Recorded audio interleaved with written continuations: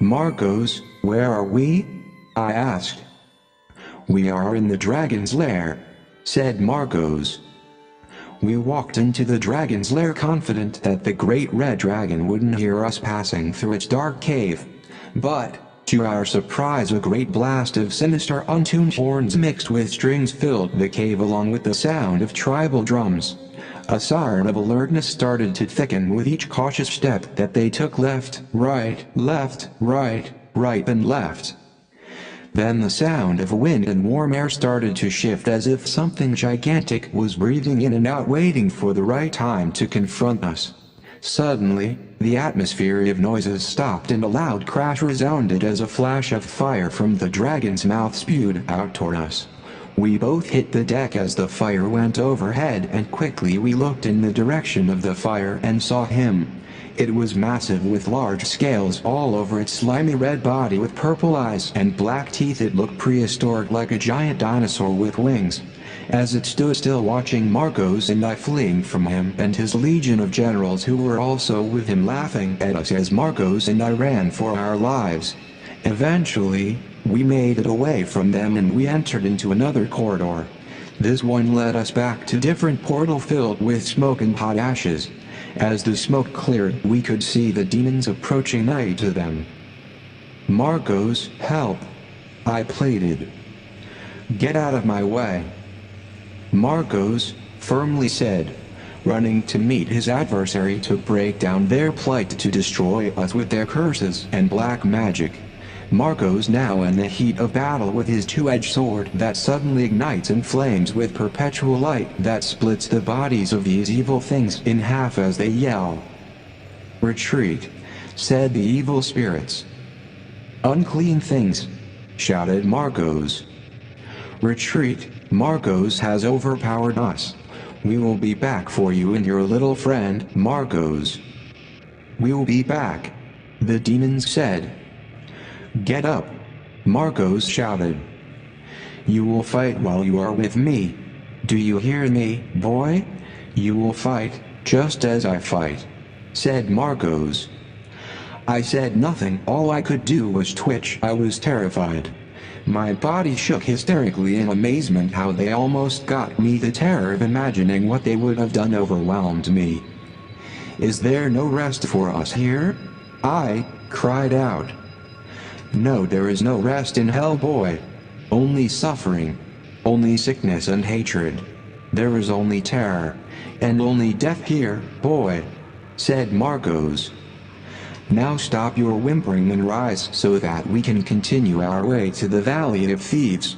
You have a lot to learn down here and in a short time, boy. Starting with fighting the forces of the underworld, because if you don't learn how to fight you will have no chance of ever leaving this place." "Do you want to leave this place?" Marcos asked. I was still hysterical from all the excitement of chaos and could barely answer Marcos' question about being set free from the underworld. Nevertheless, I was able to rise to my feet and continue on with our travels like Marcos had instructed me to in the beginning. Every step we took loosened the clutches of fear more and more as we proceeded to the Valley of Thieves. The sound of chaos and war started diminishing as we moved into a different territory in hell. Just as my heart was settling down from the heavy action, something different was beginning to swell in me. I knew Marcos could sense it. "What is it now, Robert?" said Marcos. I was starting to feel weird, like something was about to happen. I told him. We were moving with a lot of noise in the background, and now all of a sudden nothing but silence. I continued by saying it was not peaceful silence, but eerie, like somebody watching us. And then all of a sudden. Chapter 4. Valley of Thieves. Crash. A sound like a broken percussion instrument and cymbals sounded off at the same time. It literally split right through the silence like a lightning bolt.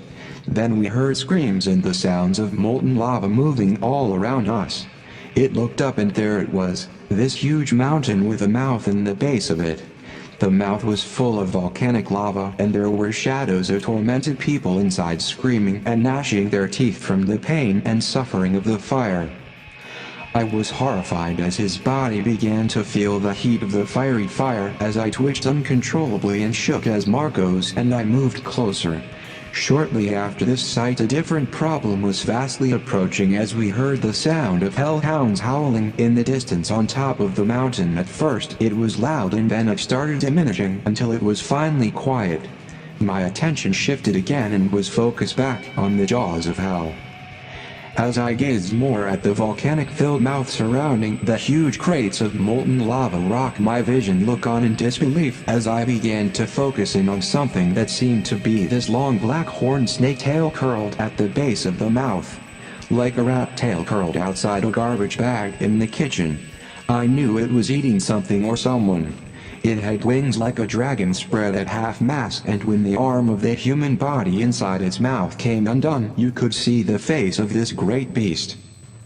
A gust of hot air blew through the sky like a heat wave as this dragon mouth opened wide, after which the massive thing sprang off its hind legs as fire spewed from its jaws. The great beast knew we were there, and that's why it took off in flight, revealing itself even clearer. The color of the dragon was grayish-red. I know because of all the light from the fire I could see it clearly.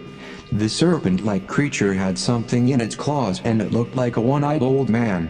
The gigantic monstrous creature turned around in midair as if it was heading straight for my head next. Once it saw that Marcos was also there with me and ready for battle, it flew just slightly over us both without stopping. I just stood still, knees shaking, and all while this hideous beast stared me down. I felt like a mouse looking at a viper. It looked at me with its giant blue-purple eyes embedded with red jagged knife-shaped pupils. I was too afraid to call it Satan for fear that it would have answered to the call. In a split second it had vanished. Before I could regain my composure, I suddenly started to see shapes forming in the distance, larger than the ones earlier, and it began to bother me. Growls and that old distinct smell again of burning flesh. Fumes and smoke from the lava started to rise up from the ground around us, this time closer than before because we were in a different compartment of hell. That's when I saw them as they ran to us like it was dinner time. Help me! I must have screamed to the top of my damaged lungs, but nothing came out because my voice was clogged up from all the toxic breathing. Marcos, I said, breathing heavily. 10 large monsters are closing in on us, as I pointed in the direction of the beast. Don't run, said Marcos. What? I said in defiance. Stay still behind me, said Marcos. Marcos whips his sword out and it turns to flaming fire as he runs to meet them. He roars. It's Marcos, grunted the beast. The demon's outrageously insane with madness, plotting to destroy the us two lads in a wild tangent, jumping up and down, getting ready to fight as they began to bruise their chest. These warlike beasts fisted up and continued beating their chest until blood gushed out from the self-inflicted claws of their nails. Their eyes were filled with blood and fire as their slimy green bloody drool oozed from their mouths. They swayed their heads back and forth, producing a smell of new reek with every move. It began to flood our lungs with its aroma. Now the demons were screaming and grunting like pigs before a slaughter. I was in amazement as they continue moving forward, disappearing and reappearing, but at different distances, closer, creepier, and much more terrifying as the terror started to thicken even more. Something was making them stall from the attack as they steadily moved from side to side, creeping in for the kill, slowly moving back and forth toward us. We come for him, Marcos, the demons said. We know who you are, Robert Powers, the demons chanted. We want him. Not you, the demons repeated. They kept saying those words. We come for him, chanted the demons. I thought to myself, oh no.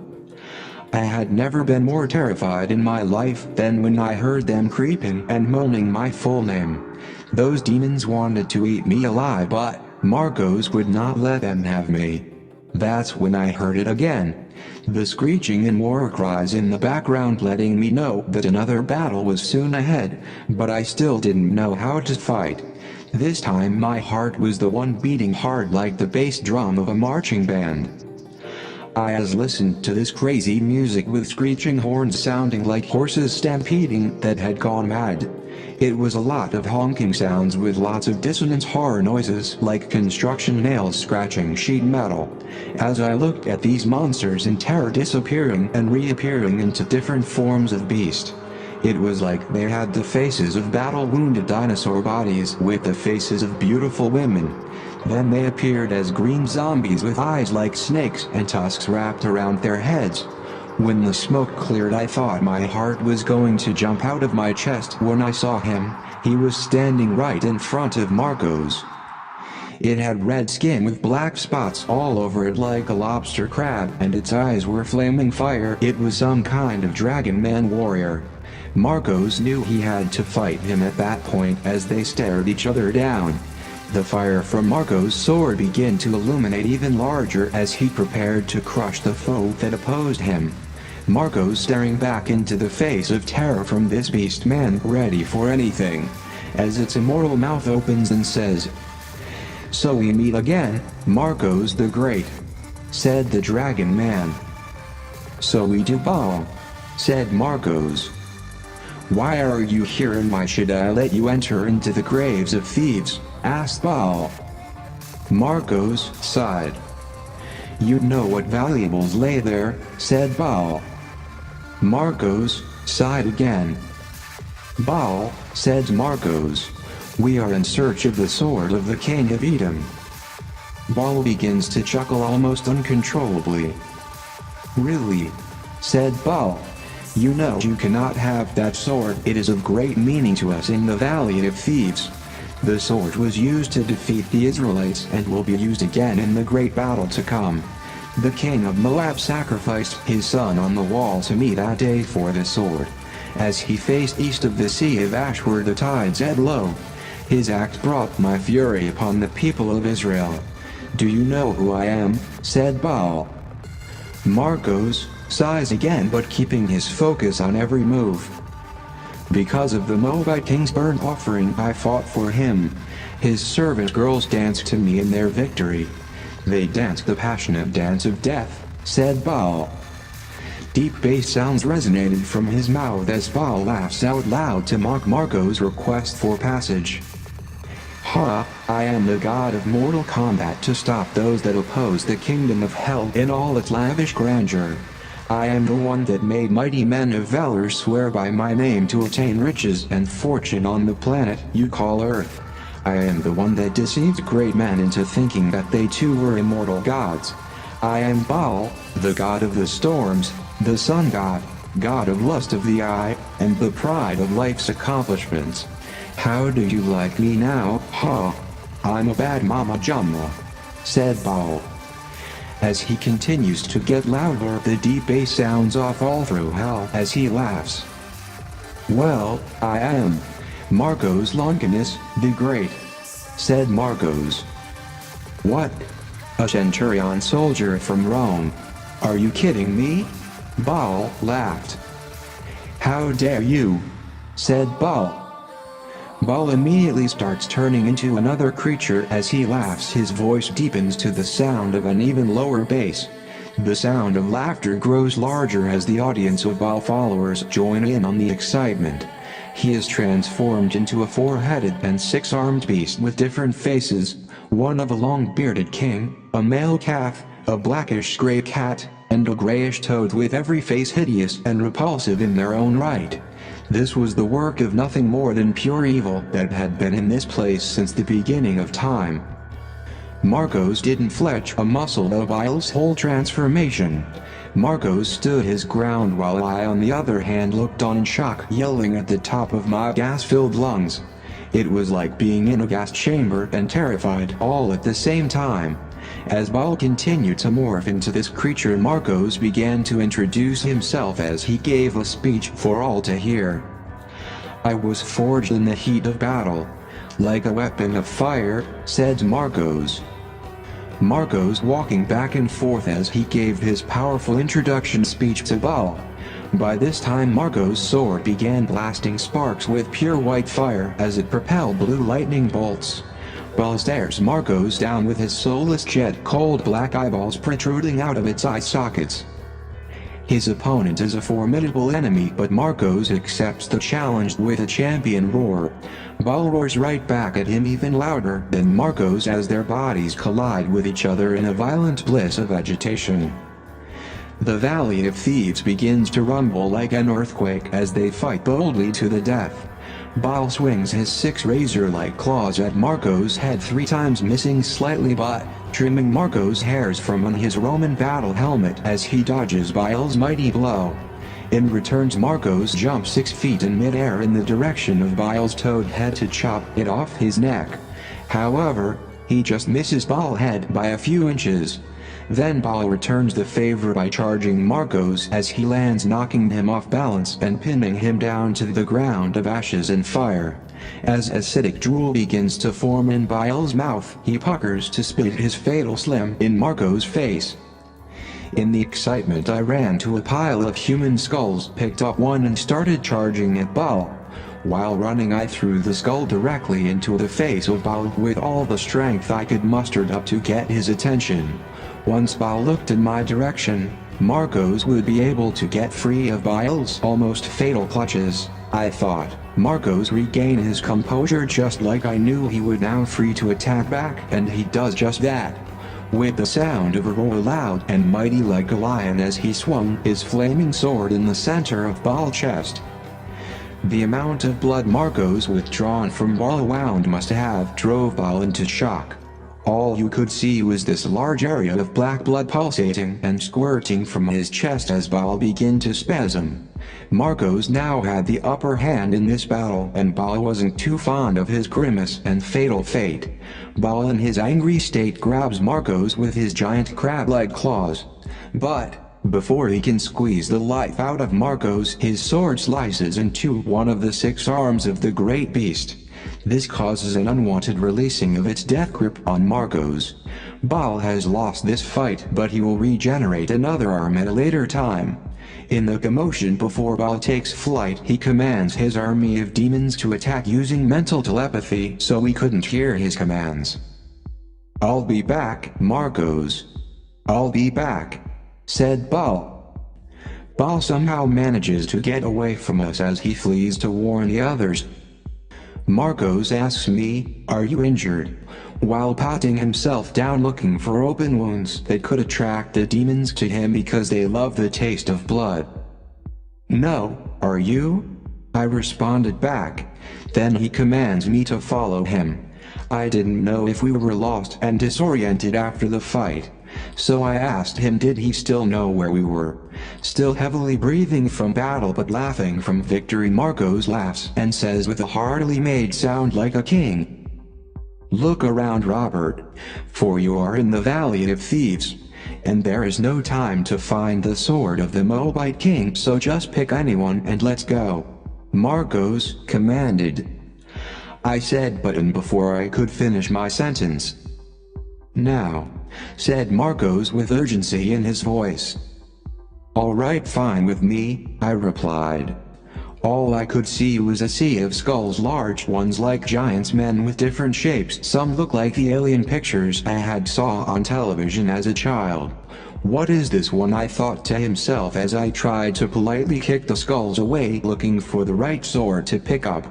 I needed a special weapon that could protect me but light enough to use ease to fight alongside Marcos. Finally there it was off in the distance, a little dirty but sparkling with rubies and diamonds, a beautiful treasure for a warrior. The owner of this blade must have been a great hero or even a famous king. The overlays of this fine blade were engravings of some ancient dynasty in Africa. Could this be the pharaoh's sword because of the all-seeing eye at the base of the sword? I dropped that sword and searched for another because it was too creepy to own such a thing. I was still terrified at the thought of the approaching demons, especially as it started to get noisy again. This time the sound was more cripplingly than the others. possibly because their leader had just been defeated by Marcos and forced to retreat. During the commotion I was able to find another blade, this time much smaller than the pharaoh's sword and with less engravings. This one simply read, "To thy grave." "The demons are now here," Marcos whispered. "No, this can't be," I cried. "Just pick up something and let's go," Marcos replied. Then Marcos grabbed me with his huge meaty hands. I shook uncontrollably in terror and yelled, "Stop shaking. The monsters will smell your tears and fears. Run," said Marcos. "Okay," I said. The two of us outran the demons past the Valley of the Thieves into another valley filled with oily smoke and lava geysers shooting from the ground. We saw mighty bones there in the shape of giant men and beast-like reptiles. We made it to the Black River and I was exhausted, and so I told Marcos to let me rest for just a little while. I was surprised that he agreed. Marcos said that he would post guard for the first watch and then we would leave after the second watch before the demons could reach our point. Marcos told me to rest while he finished telling how he came to be called Saint Longinus, the Great. "Wait a minute, Marcos," I said while breathing in frenzy to regain my breath. I asked, "Can I catch my breath first?" "Well, alright, I guess. But hurry up," said Marcos. "Okay," I replied, still scared out of my wits' end. During this time I was useless a companion, but there goes Marcos focused as he wanders around the bank of the river in search for material to build a boat to travel to the other side of the river. He collects a hefty amount of skeletal parts from different beasts to choose from as he grabs shredded animal parts and raw hide from the carcass of large animals for a sale. Marcos pauses for a moment from talking because he sees something that interests him more than himself. While he is waiting to finish telling me about his family, he walks off as if in search of something. He notices a huge skull lying next to the river bank along with many skulls that he brings back to use as buoyant material to help keep the boat from sinking.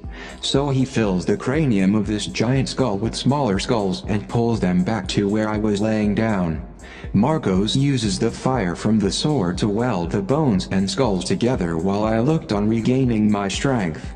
Once Marcos finished, he performed one last security check for demons, and when the coast was clear he sat next to me as he looked at his work. "Now where did we leave off?" "Oh yeah," said Marcos. "During the time my grandparents were married, many battles in the surrounding smaller kingdoms ran rampant throughout the land, and their marriage joined in hopes to unify the control of the neighboring countryside. There was always talks of invasions in that region of the world. Egypt and Greece were the two major world powers after the fall of the Babylonian Empire, which left the holy city of King David up for grabs by the next world power," Marcos said. "This is about the period when great generals from the west started to move in and gain access to the east, like the great Hannibal, for instance, who I am nicknamed after. What made him popular was his many successful battle campaigns against Greece, in which he almost fought single-handedly. After his defeat, Greece realized that its empire had taken great causalities, leaving them prone to outside attacks.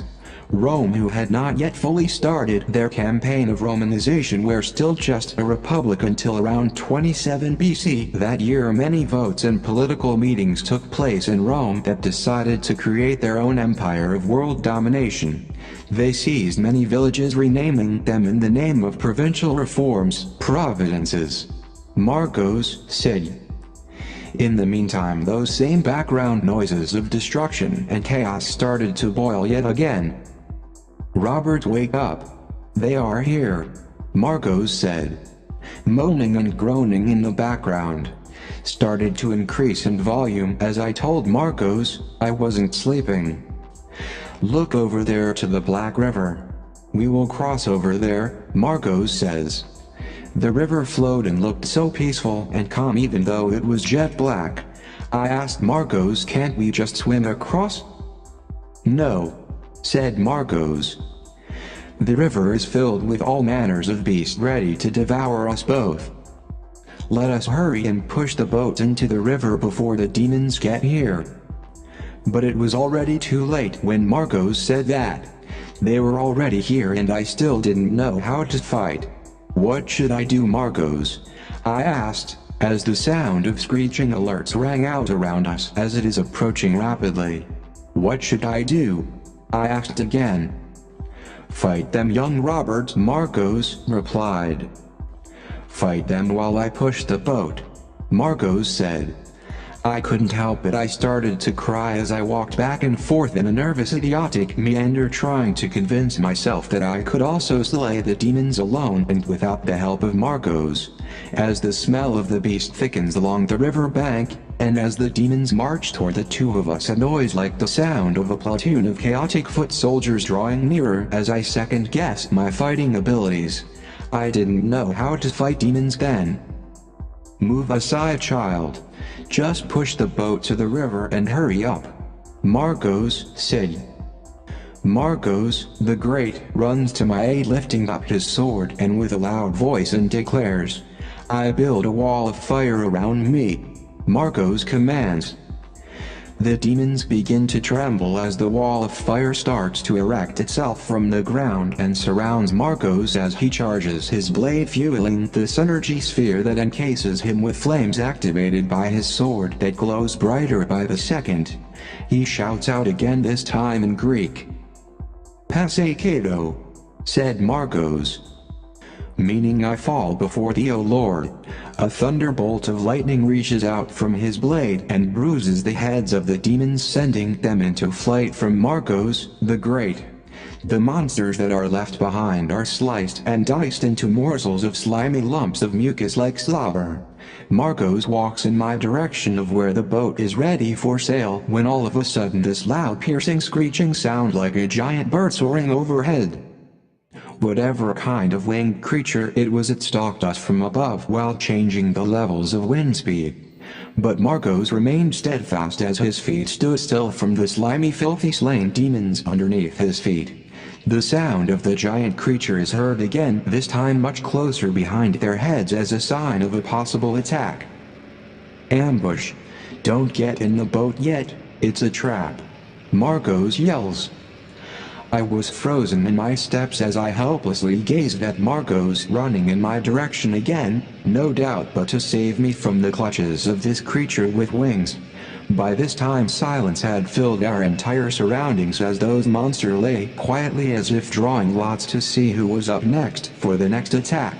All you could hear was the eerie sound of their hearts pulsating throughout the air of that region. The excitement of the chase must have drove the flying creature into a stalking frenzy as it continued to fly back and forth above our heads. It must have thought that we would be an easy target to Savory as it preyed on us to make the wrong move. This oversized winged beast was so big that every flap of its wings created a heavy gust of warm winds as it appeared mean and ugly as ever. "I told you I would come back," the dragon says. "I was waiting patiently for you, my friend," Marcos replied. The beast laughed in a bass sound as deep as the abyss itself came from its mouth as it swooped in for the kill. This time it went straight for Marcos and his sword as it charged him with sonic speed. Marcos' sword had not yet caught fire like it normally did, so he had no way of defending the attack from the dragon. In the rush, Marcos was struck in his right arm by the dragon, causing him to drop his sword to the ground. Marcos tried to recover his sword before the monster could turn back around and attack again. But Marcos realized that his arm was injured from the weight of the dragon's attack so much to the point that it was immobilized him, and he could no longer grab the weapon with his right arm to fight. By this time the dragon has already turned around in midair, this time heading in the direction of the sword at full blazing speed. "Robert!" Marcos yells. "Yes," I replied. "Take my sword." "Get it now," said Marcos. I ran in the direction of the sword, screaming at the top of my gas-filled lungs and jumping with all of my strength, mind, heart, and soul toward Marcos' sword. I managed to grab the sword just in time to meet the dragon with the tip of its blade. Hew! The great beast is pierced in the mouth as the power of the sword ignites with a mighty fire. The flaming sword totally annihilated the dragon, sending its body parts into a million different places. I asked Marcos, "How did I make the sword ignite with fire?" "It was your faith, Robert. And I knew you could do it," Marcos replied. "Now help me to the boat, we must keep moving." "What about your arm?" I replied. "Don't worry about my arm right now. Move out," Marcos said. The two of us finally entered the boat, and everything for the first time appeared to be safe, at least for a little while. The river was drifting to the western region of hell, to the Sea of Lost Treasures, where sailors and pirates were never seen again from their treasure hunting conquest at sea. It was the holy grail of shipwrecks, with untold amounts of treasure there buried at the base of this great sea. Many wars were fought at the sea, so there were thousands of lost souls at place. The story has it that the sea would open up and swallow whole ships, sinking every man to the bottom of the sea. The sea was made famous because of the many stories of lost treasure buried at the bottom in the caverns. Great men fell by the might of this sea, as it sucked them straight into the mouth of hell. The sea is known by many names, like the Lake of Fire, characterized by its enormous size and depth. No man, animal or thing could escape the tidal waves of this great lake. Story has it that once a boat is close to the mouth of this lake, the currents will start flowing more intensely, pulling the ship into mouth. Marcos tells me that we must abandon ship before the currents take them to South Hell, away to be lost in the river of fire for eternity. I looked overboard and noticed we were aboard a ship of skulls and sailing west down the Black River. I asked Marcos, "How is your arm?" "Look, your focus needs to be on the river. Watch the river, not me. We are not safe in this river," Marcos replied. "Besides, I will heal soon enough, seeing it that you are not quite yet ready for combat," said Marcos. "Will you train me now as we sail the river?" I asked. "Watch me," said Marcos. "I can barely see you, Marcos," I said. Marcos stood at his feet, holding the sword in his left hand, and began to swing the sword in different directions. Each swing seemed deadlier than the first, as his motions displayed his artistry of his craftsmanship. He was silent as he taught me the ancient steps of a swordsman. He was teaching me the basic steps that needed to practice first. Even in his teaching, the flames of the sword ignites every time Marcos would thrust his weapon in the air. "First thing first," said Marcos. "You need to know how to kill the opponent as quickly as possible first. Now practice what I just showed you and do it silently. I need my rest so that I might heal my body completely," Marcos replied. I tried my best to be obedient to my teacher's instructions as I quietly practiced the routines that Marcos showed me. I swung the sword using both hands, but the sword seemed dead with no flames, but I kept swinging with mighty thrusts, until I found it very difficult to handle the sword like Marcos, who employed finesse and confidence with every jab and stab. I made up in my mind that I wasn't going to give up, because my life and Marcos' life depended on how well I could fight. As I swung the sword to the east winds to the west winds, cutting through the sweltering gastric air of hell with each thrust from the sword, I began to cry as the accelerated speed of flashbacks from my childhood entered into my mind. I wasn't treated right as a child. I was abused and touched in secret places by people who said that they cared about me. They said that this was how two people should show love to each other.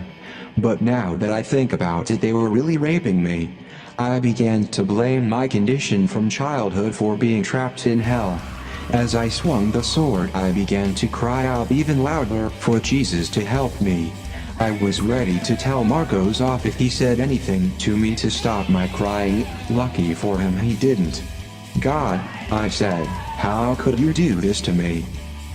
But there was no answer. I was just left there in hell alone and scared, looking like a fool. I grew up not knowing the true identity of my mother or father. All this time I thought I was a bad man, but I was just a confused little boy. Order in the court. Order in the court, Mr. Robert Powers. The judge said.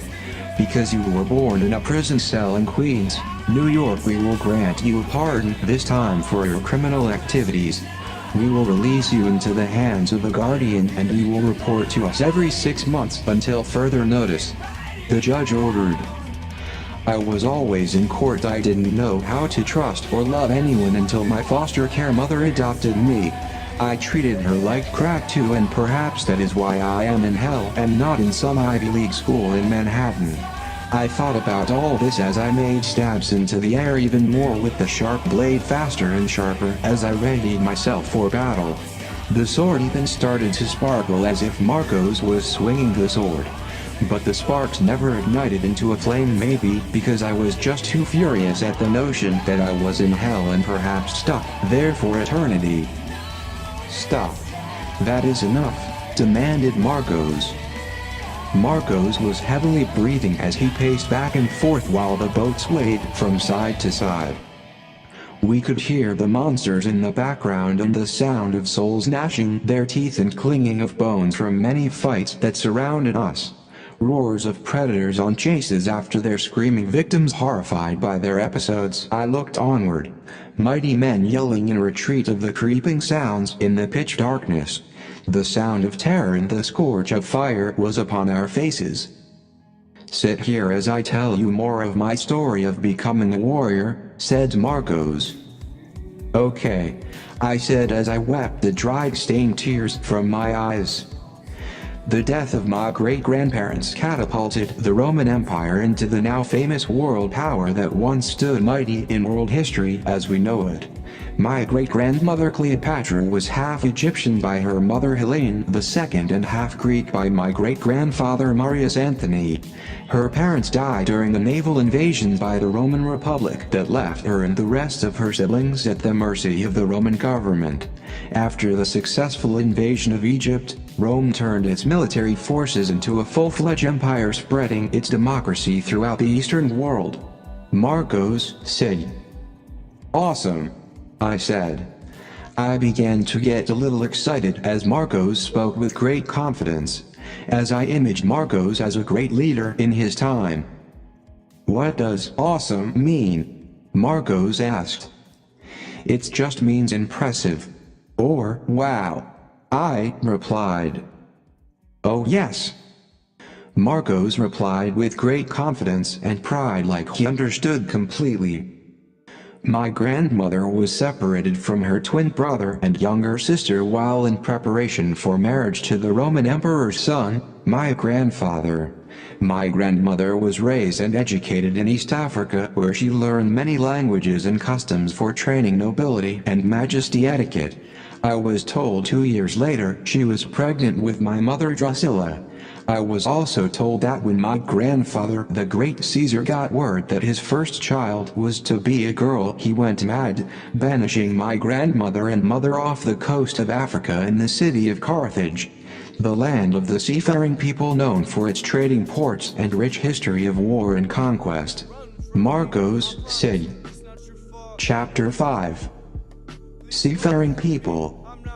While Marcos is talking to me, we didn't notice it, but a strange slimy creature was creeping inside the boat from the rear of the sail.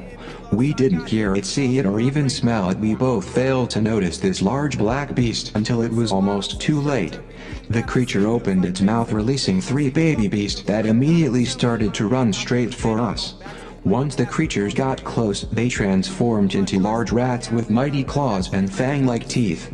Jumping in the air, they attack, mashing their jaws down on the first thing in sight, which happens to be me this time.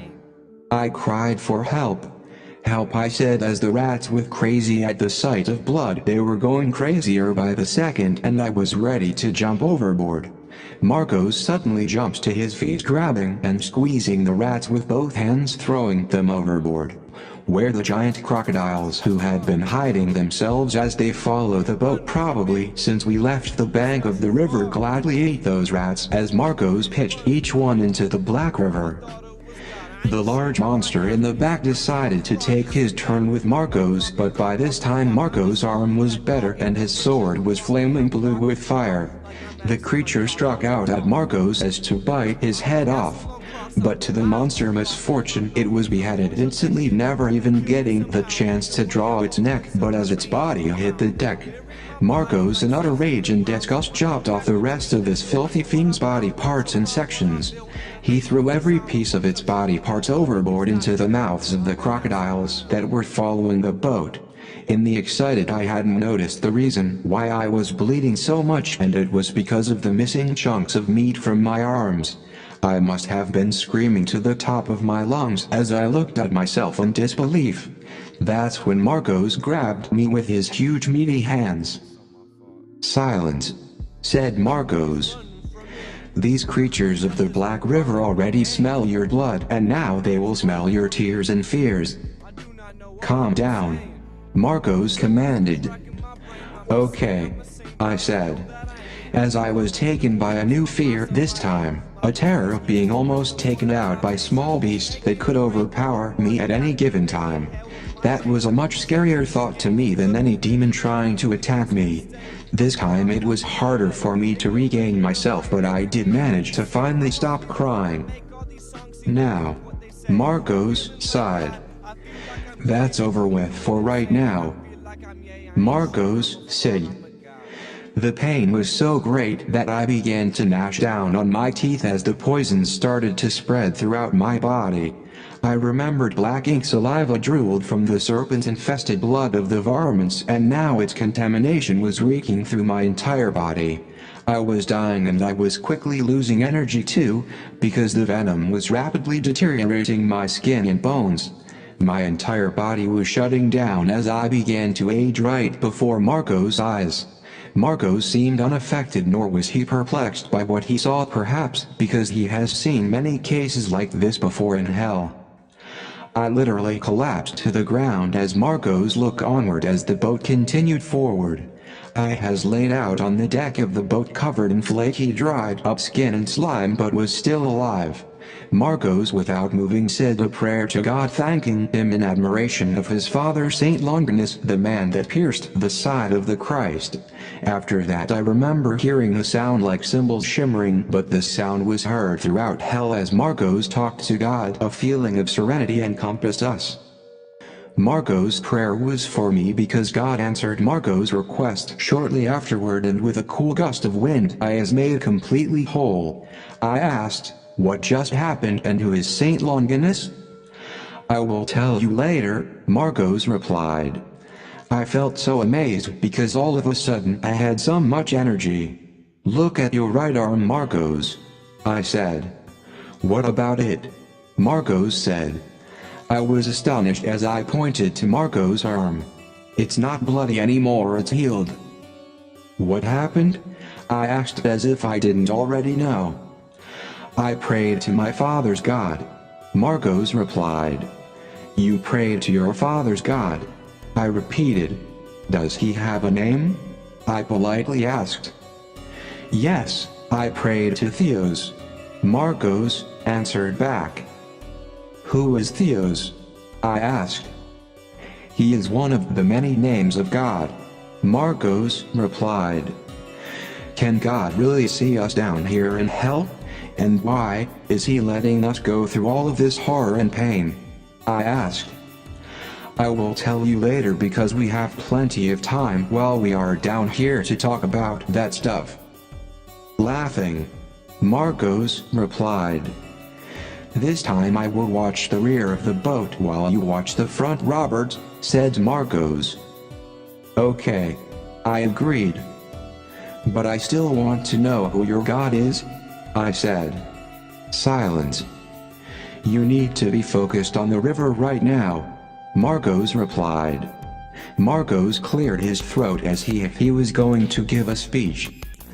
"So then where was I? Oh yes, of course, the truth about the seafaring people. My mother was raised in that land, so our history is strong in that region. She was well known there too because of her noble blood ties. Following the defeat of the city Carthage, the Roman Republic gained control of this territory and forced all the rich landowners to pay taxes to Rome. Those that refused were either killed or brought out of that region to Rome as slaves. The old city was torn down to the ground and the new city was erected right above the old city. Marcos said. As Marcos continued to talk, I began to hear something, so that's when I said, "Marcos, I heard something," interrupting his story on history. "Don't just stand there, ready your sword," Marco grunted. "Whatever it was, it's gone now," I replied. "Don't worry, it will be back, and with help." River crocodiles, I've added, they always travel in large numbers. "Well, they are gone for now, so just keep your eyes low," commanded Marcos. Marcos didn't skip a beat as he went right back into telling me more of his family's story. "The new city is where my grandfather sent my grandmother to keep her away from his new wife. No doubt he didn't want any more disturbances from her. Carthage citizens taught my grandmother many things like the art of trading and negotiating with foreigner travelers and even pirates. The seafaring people were also called Berber people because they were African. These people sold everything, including their children, into slavery to be married or work the boats. In those days, slaves and prisoners manned the boat while the captains of the boat shouted out orders. The slaves were not allowed to talk to the commanders or even look in the captain's eyes. The punishment for this crime was 5 lashes to his backside or a punch in the eye.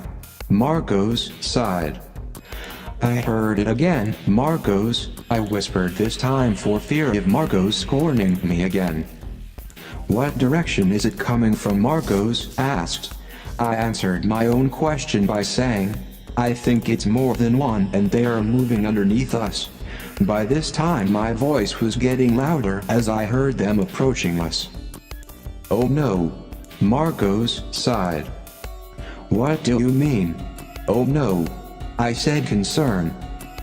"Well, they are going to probably try to flip us over into the river," Marcos replied. "Are you serious?" I sighed in disgust. "Yes," Marcos shouted. There was an eerie silence after Marcos shouted out from the top of his lungs. It was like it froze the Black River and everything inside. The movements of the monsters stopped, as if they were now staring at Marcos and me from the depths of the river. A large shadow of a head appeared out of the darkness, a creepy-looking thing even for hell. This green monster's eyes were glowing red like twilight, shining through the red lenses of a flashlight. Apparently, there were several kinds of monsters awaiting Marcos and me.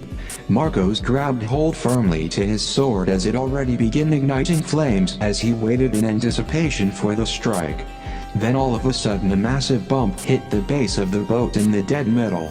I immediately hit the ground, but Marcos ran to the area of the boat where the beast struck.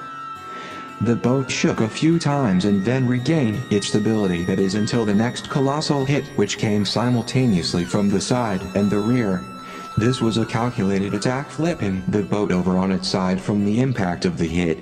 Marcos' sword was at full blaze and that started a huge fire to the Black River, being mainly filled with oil deposits, giving the river its black coloration. Meanwhile, the creature slowly started to rise out of the water as if they was standing on hind legs. One of the monster's tails was so gigantic and its neck was long and had the face of a dragon, mouth wide open as black tar like saliva oozed from its mouth like oil. This had to be the leader because the others were smaller but still monstrously ferocious man-eating crocodiles. Before Marcos and I knew it, the two of us were in the middle of the river, left wide open for attack. "Stay still," Marcos screamed. As I yelled out loud, "Ah!"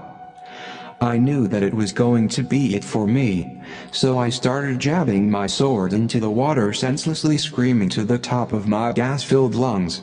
I didn't know that I would be attracting the monsters to me first, and there was no way to outswim these mighty crocodiles. It did not take the monsters long for one of them to snatch my body up either and drag me off. The crocodile that had me was trying to get away from the other beast so that it could enjoy eating me without any disturbances. That's probably why the beast quickly headed to the bank of the river in full speed so that it could hide from the other beast until it was finished eating me. "Stab it in the eyes," Marcos yelled. But the gravity of the giant crocodile's speed left me almost immobilized to fight back. I couldn't move my arms and they were bleeding so badly. "It's going to eat me," I cried out to Marcos. I could barely talk as my mouth filled with oil from the river water. I was using every ounce of strength I had left until my inner self began to stab the beast in the eyes, slicing a hole in the snout of this giant crocodile. In the chaos, the beast loosened its grip on me long enough for me to swim away. I didn't have far to swim because the creature had made it to the river bank by that time. I tried my best not to cry, but I was entrapped in hell and there was no way out. I was weeping with tears in desperation as my fist hit the ground. I looked up toward heaven. I was able to see a rainbow and refreshing water that looked like a sweet flavor. Then I looked back down and noticed the walls of hell are engraved with dead bodies and ashes of melting trees surrounded by volcanic lava. Ah, God. I am sorry. I should have never turned my back on you when you gave me all those chances. I started to quiver as my emotions climaxed. Why am I here? How could you do this to me? God. You were the only one thing that I could believe in that would not leave me, never forsake me. You said you would always be there. I didn't do anything. I did nothing to you. Ah. I began to wail even louder. Why am I here? I never asked to be born into this world. What kind of God would create a place of eternality like this? Then suddenly there arose a thunderous voice. It was from heaven, and when it spoke, lightning bolts went in the direction of the voice. That is correct, the loud voice said. You have done nothing. Nothing for me. Neither have you done anything for my people. You have not even done anything for the kingdom of heaven. The loud voice said. Please give me another chance, I cried. But it was too late. The sound of the voice of thunder was gone. I stood there frozen, wailing in agony but hoping as I looked to see if Marcos was still alive, not because I cared for him as friend, but because I didn't want to be left behind there in hell all alone. Fight, Marcos. Fight. Crying uncontrollably, as I screamed. Meanwhile, Marcos was fighting victoriously as he swam head-on to meet the beast in battle, slaughtering them one after the other, his face filled with triumph. His eyes stained with vengeance as his flaming sword swayed from left to right, igniting fire and wrath that can only be quenched with the death of the mighty crocodile's bodies awaiting sweet kisses of the point of his blade. He was in battle with a predator that should have thought twice before attacking that ship. The giant crocodile leader was the last one standing. Marcos quickly maneuvered to the boat that was still floating upside down while positioning himself to take a charge from the mighty beast. Marcos lured the monster in for the attack, and with a sonic boom from Marcos' flaming sword, the diabolical creature exploded into many pieces. The man they call Marcos, the Great, swims pompously around the dead bodies of his slaughtered victims, with a grimace, spine-chilling smirk of triumph on his face. He is a masculine man by description, with broad shoulders and a face the tint of olive leaves. His eyes stained red from the constant torture of battles with spirits in hell. He is ready to battle to the death against any confident warrior. The oily blood of battle drenches his sword as he swims to meet me at the bank of the river. The air is acidic with humid oily residue floating in the air as the winds of hell breathes down torment on the river bank like a dragon's hot mouth. Marcos' heart beat against his chest heavily while drenched in slim and oil as he walked to meet me on the river bank, all bruised and banged up. You made it, I cried. Of course I made it. Marcos replied. I have been given the authority to trample over serpents and scorpions and over all the powers of the diabolical enemies. Marcos said. What do you mean authority? I said. My father told me this before he was martyred for being a Christian. Marcos replied. Your father? I asked. Yes, Saint Longinus. He is famous for piercing Jesus Christ of Nazareth in the side. He was my father. He said if you point at it you can have it. You have authority over that thing. Marcos said. This is crazy talk, Marcos. What are you saying? You sound like a madman, I said. You must have faith down here unless you want to be devoured. These demons are just waiting for us to slip. Marcos replied. How can you have faith in hell? I asked. Well, even in this place God still reigns. Satan is just the governor of hell. He has to report to God before he can attack us. Marcos replied. We are still alive only because of God? I asked sincerely. Yes, Marcos replied. Because of God's grace even in hell we continue to live and are not incinerated by the flames of fire or the battles in this place of terror and torture. Marcos explained. Look there to the west. Marcos said. We are almost there, just over that mountain. Where are we going? I asked. We are headed to the gates of hell. It's not your time yet to be here, Robert. Marcos sighed. What do you mean? As my chest began to beat hard as I responded. You see, you were sent here as a warning to change your life. Marcos said. God is going to give you another chance if you make it out of here without being totally destroyed. He desires to give you new life and for you to be successful in the earth. You have been called to do God's purpose. Marcos told me. Do you accept this challenge? Marcos asked. Do I have a choice? I said. Yes. Marcos responded. Heaven or hell? Why are you helping me, Marcos Longinus, the Great? What do you get out of all this? I so rudely asked. I, unlike you, will never get another chance. You see, there are different levels of hell. We are only at the first level of hell. This is the place where you still have another chance on earth to get things right. Marcos replied. Now which is your choice? Marcos asked. I choose heaven, of course. As I sighed relief. But what do you get out of all this, might I ask? I replied. Marcos just looked on and never answered the question.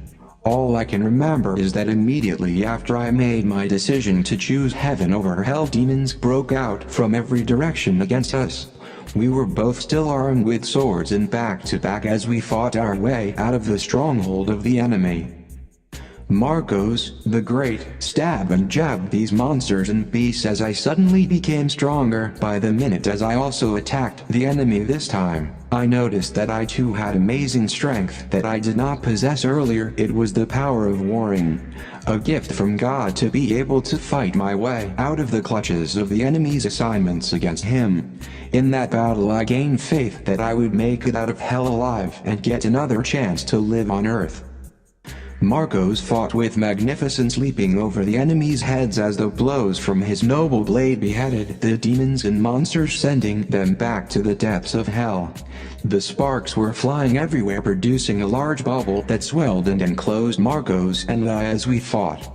It was as if nothing could overtake us while we were inside this bubble. Marcos' blade swung to the east while my blade swung to the west on one accord, creating a synthesizer sound of winds that caused the demons to explode. The oneness of battle produced this mantle we both created by power of the anointing, and no evil force could penetrate it. We just about pushed every evil thing away from us. Those that came from the hills retreated back, and those that came from the river crawled quickly back. A light surrounded Marcos and I as we went throughout the darkness of hell. "Marcos, what just happened?" I quickly asked.